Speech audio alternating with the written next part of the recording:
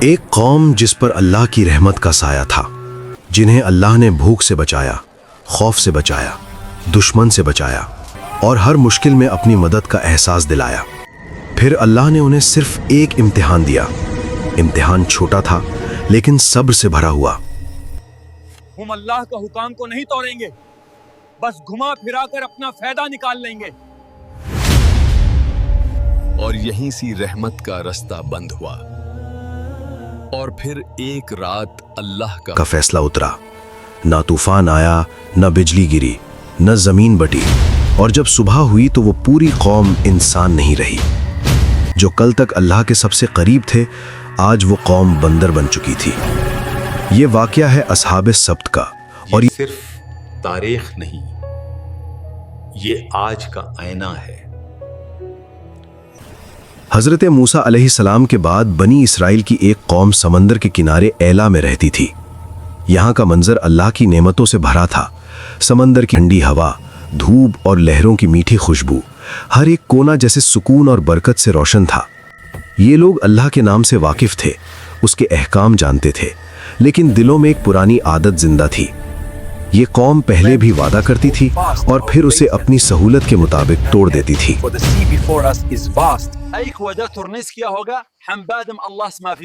زبان سے اطاعت اور عمل میں چالاکی۔ اس قوم کے بزرگ کہتے، ہم اللہ کا منتخب کیے ہوئے لوگ ہیں، ہم پر پابندی کو لگائی گئی۔ پابندی نہیں، یہ امتحان ہے اور ہمیں اللہ پر یقین رکھنا چاہیے۔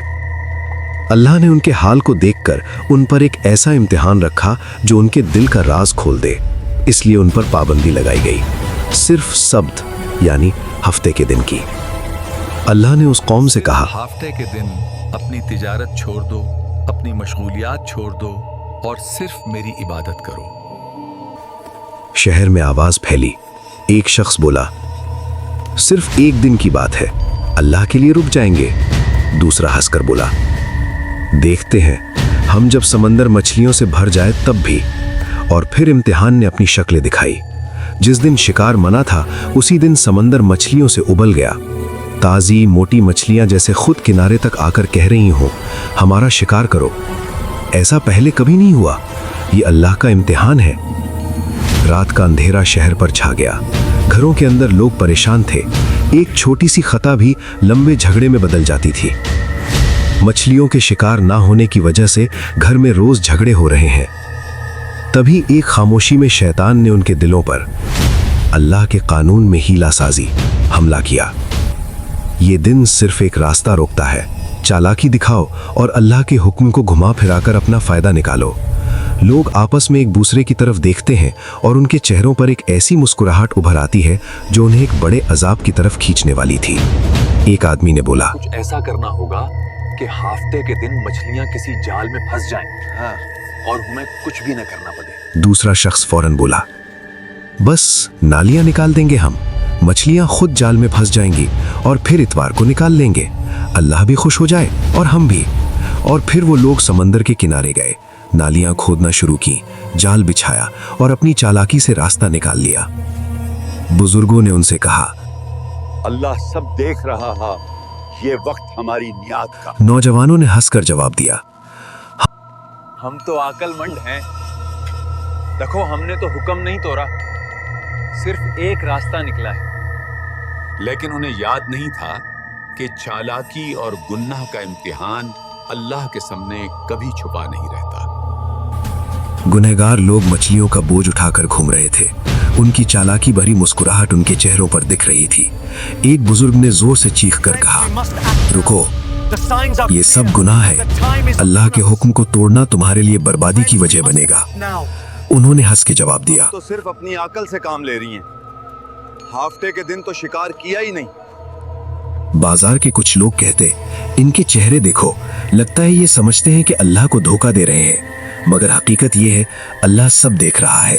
یہ گناہ کا سلسلہ خود انہیں برباد کر دے گا۔ مچھلی ملے یا نہ ملے ہمارا انتظام تو ہو جائے گا۔ ہماری عقل سے مچھلیاں ملنا شروع ہو گئی ہیں۔ ہمیں ان نافرمان لوگوں سے الگ ہونا پڑے گا، کہیں ہم پر بھی عذاب نہ آ جائے۔ شہر کے لوگ 3 حصوں میں بٹ گئے۔ پہلا حصہ گنہگار، वो लोग जो चालाकी और हीला साजी में लगे हुए थे और खुद को बहुत अक्लमंद समझते थे। दूसरा हिस्सा नेक लोग, वो जो चीख चीख कर सबको रोक रहे थे और हर किसी को अल्लाह के अजाब का खौफ समझा रहे थे। तीसरा हिस्सा खामोश लोगों का, वो लोग जो ना रोक रहे थे ना समझा रहे थे, सिर्फ देख रहे थे। एक आदमी बोला, हम तो बस देख रहे हैं कि अल्लाह की रहमत इनके साथ है या नहीं। जब बाकी लोग उन गुनहगार लोगों को दीवार पर चढ़कर देखते तो वो लोग दावत उड़ा रहे थे, मछलियां खा रहे थे, हंस रहे थे। हम दावत उड़ा रहे हैं जबकि दूसरे भूखे मर रहे हैं। नेक लोग कहते, इतना समझाया फिर भी ये लोग अपने गुनाह में इतना पुरआज़म हैं। बा ये नाफरमानी नहीं बल्कि हमारी अक्ल का नतीजा है। अल्लाह हम पर मेहरबान है। और यही वो रात थी जब तनबीह का सिलसिला खत्म हुआ और बर्बादी का वक्त करीब आया। शहर की गलियां खामोश, सिर्फ समंदर की हल्की लहरें और हवा का शोर। गुनहगार लोग पेट भरकर सो गए और फिर खामोशी में एक इंसान से बंदर, आवाज जैसे फिजा से गुजर रही हो, जलील और रुस्वा बंदर बन जाओ। पहले हल्का सा साया आया, फिर उनके चेहरे बिगड़ने लगे, उंगलियां लंबी और पंजियों जैसी हो गईं, हाथों और पैरों पर बाल उभरने लगे, सांस की आवाज तेज हो गई। एक आदमी बोलता है,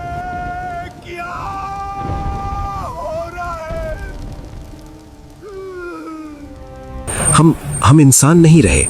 लोग चीखना शुरू कर देते हैं, एक दूसरे को पुकारते हैं, मगर उन्हें सुनने वाला कोई न था। और जब सुबह हुई तो शहर में खामोशी थी। नेक लोगों ने जब देखा जाएंगे कहां कि गुनहगार लोग कहीं दिख नहीं रहे, तो उन्होंने दीवार पर चढ़कर देखा। नीचे इंसान नहीं, सिर्फ बंदर थे, वही पुराने इंसानी कपड़े, लेकिन अंदर से जानवर। ये वाकया है अस्हाबे सब्त का, और ये सिर्फ तारीख नहीं, ये आज का आईना है। अल्लाह ने हफ्ते वाले दिन शिकार करने वालों को बंदर बना दिया। अस्हाबे सब्त का जुर्म मछली पकड़ना नहीं था, उनका जुर्म था अल्लाह के कानून से हेला साजी करना। आज भी हम कहते हैं सूद एक प्रॉफिट है, रिश्वत सिर्फ तोहफा है और झूठ एक मार्केटिंग टेक्निक। याद रखें, अल्लाह लफ्जुन को नहीं, नियत को देखता है। क्या आज हम भी असहाब की तरह अपनी चालाकी और लालच में भटक रहे हैं? हाँ या नहीं? अपना जवाब कमेंट्स में बताइए और वीडियो को लाइक और चैनल को सब्सक्राइब करिए।